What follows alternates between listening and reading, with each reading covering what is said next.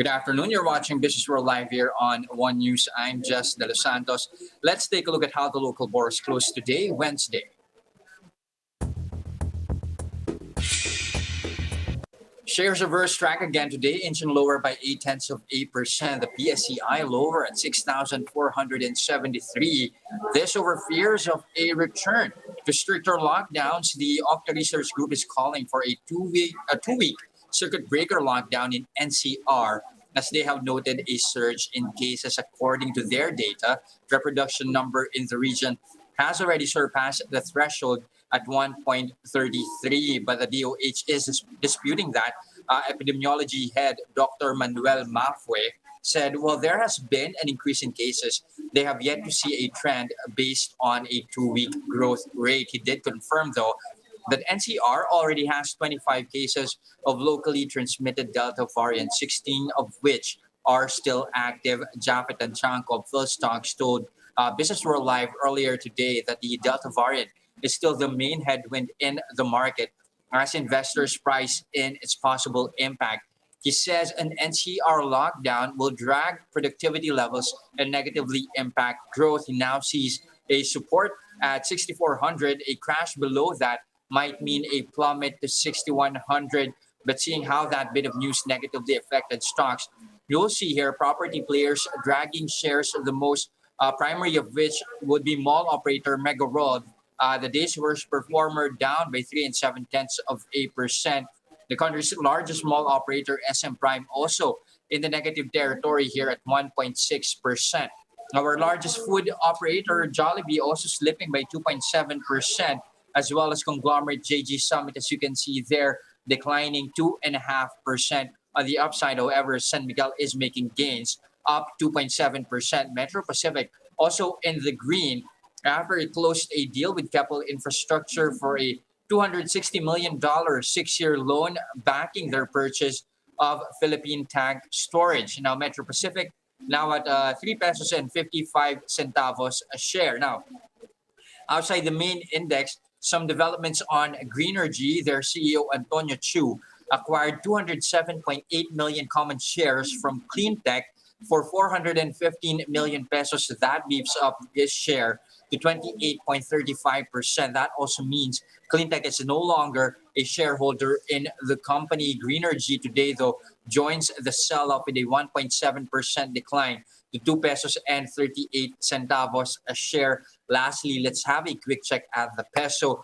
Looking to make its first gain in 4 days. That's after the country's balance of payment posted a deficit of $312 million in June compared to the $1.4 billion gap in May. The peso today, as you can see right here, strengthening a touch here to 50.380 to the greenback.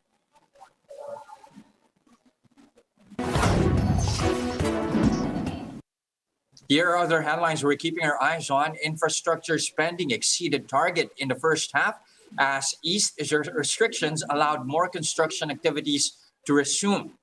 Infrastructure and other capital outlays reached 426 billion pesos as of end June. This is nearly 2% higher than the 420 billion peso target set by government.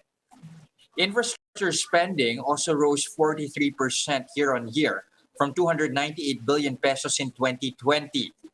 A second round of financing for the Metro Manila subway project has also been sealed. The Philippines and Japan signed a 115 billion peso funding for the subway project, which will be the country's first underground railway system. The two countries initially inked financing worth 51 billion pesos for the project back in 2018. The second phase of financing will allow project expansion to include 2 more stations, making 17 in total. The total loan for the project is at 357 billion pesos. Now, more updates on the Delta variant. 21 cases of the more infectious variant has been reported at the Philippine General Hospital. The health department says there is still no evidence of Delta variant transmission among health workers in the PGH. Meanwhile, top officials report some 18 million COVID-19 vaccine doses have already been administered in the country. But experts and business groups remain cautious and are calling for a 2-week lockdown to temper a potential spike in cases. The Octa Research Group called for a circuit breaker lockdown after noting a surge in Metro Manila. Presidential advisor for entrepreneurship Joey Concepcion also supports a 2 week hard lockdown to prevent the Delta variant from spreading. Groups like the Philippine Chamber of Commerce and Industry and the Federation of Filipino Chinese Chambers of Commerce and Industry also backed the proposal to contain the spread of infection. Now, with business groups backing the move, is the country better equipped to cushion the blow of another possible lockdown due to the Delta variant? Let's find out from George Barcelona, private sector representative to LEDAC and past president of PSEi. Good afternoon, Sir George. Good afternoon, Jes. Okay, first off, are you amenable to this? Is this a case of the sooner we do it, the better? Well, with all the data that has been submitted, of course, it's a call of DOH IATF. I think we're about to breach the 10K infection a day. And that indicates that the spreading is much faster. So with that in mind, we have always been good soldiers listening to the government's pronouncement as far as quarantine. So we will support if the necessity of having a quick and hard lockdown. Hopefully, it won't be too long because the economy is really in a dire situation, and have it extended any longer would be quite challenging. But what for you though would be the best approach as there's a looming possibility of a return to stricter lockdowns here? Should there be at least a more targeted approach here? Yes, I think it's not just having the lockdown, but the government side, the health service sector, must ramp up in preparation, whatever that's necessary, whether it be oxygen tank, whether it be the frontliners. I know that the frontliners are experiencing fatigue over the time period when we have this surge. I hope they're better prepared. If we have this 2 weeks lockdown and the numbers will improve or lower down, that's good. But if it were to be at the sustained high rate, we can't have a lockdown forever. So now it falls on the shoulder of the healthcare services that the recovery rate of those who gets infected is fast enough not to overwhelm our healthcare services. Do you feel like there should be at least a leeway for certain sectors here when it comes to the imposition of hard lockdowns? Or should Well, there be considerations at least for those who have already been fully vaccinated?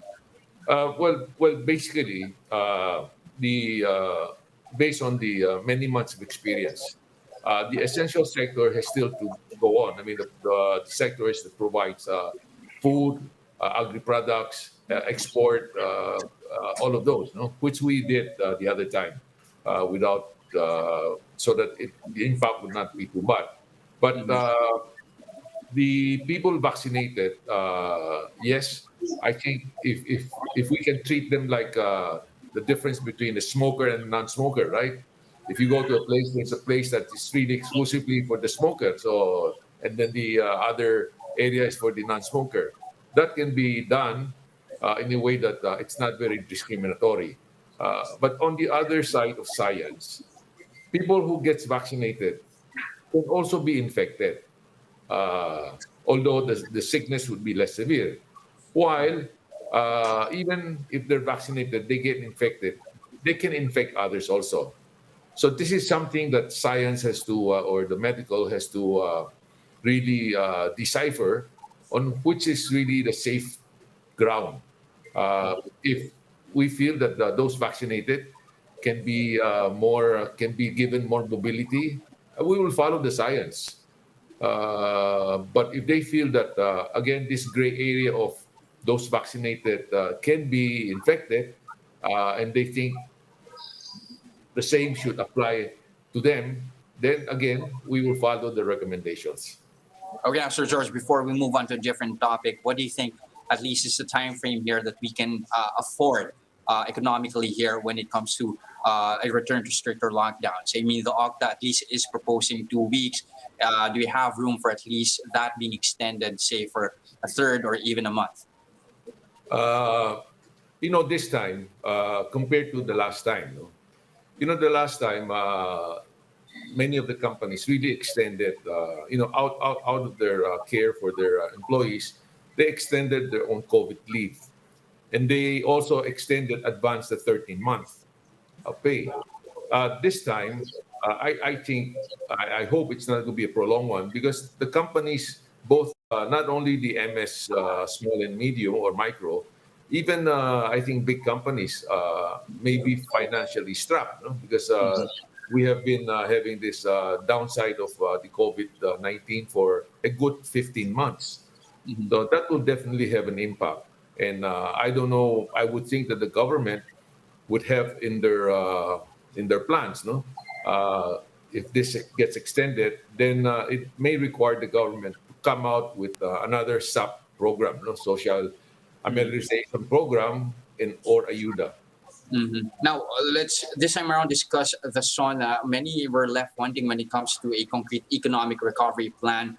How would you rate the president's final address? Well, Jess, to sum it up, all of us know that it was quite a long SONA. But to sum it up, there are more pluses, no, than minuses. The things that, as I, as many of us have noted before, the president has a soft spot for the poor, and in his 5-year term, I think the marginalized have been helped with free tuition, with universal health care, and also financing for the MSMEs, of which there's still it still needs more effort, no, in that aspect. On the other side, the economic team headed by Secretary Sani Dominguez, they've been able to maintain a quite a low inflation during that period. We were having inflation just around 2%, and that helps the purchasing power of the working man. Okay? Of course, in the last couple of months, it has inched up to more like 4%, primarily because oil price has gone up. Oil price has gone up by about 45%. And also, there's a slight depreciation on our currency. So now we're inching up to 4%. But nevertheless, I think with the program of the Build, Build, Build, and also the foreign investment did increase by the net flow, it helped the economy. And the remittances of the OFW apparently has not slackened that much. Only 2 weeks ago, we had employers conference, and we had MOU signing with both private sectors in key areas, construction,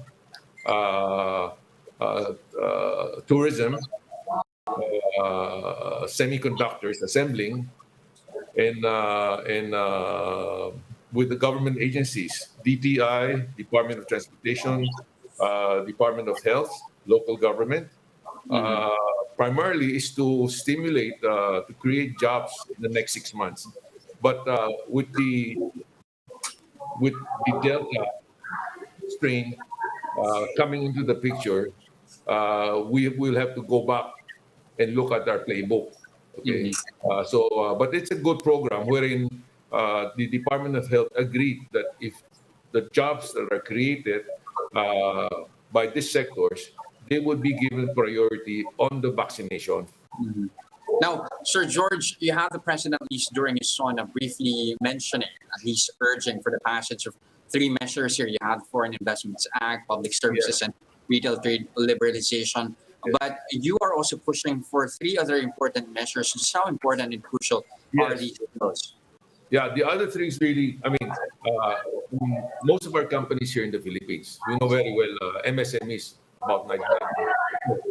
And we have been posing for the Magna Carta for MSMEs Amendment Act, which seeks to strengthen MSME service component of the SB Corp, Small Business Corp, by removing the SB Corp under the BSP supervision, so that it gives more leeway to finance the unbankable.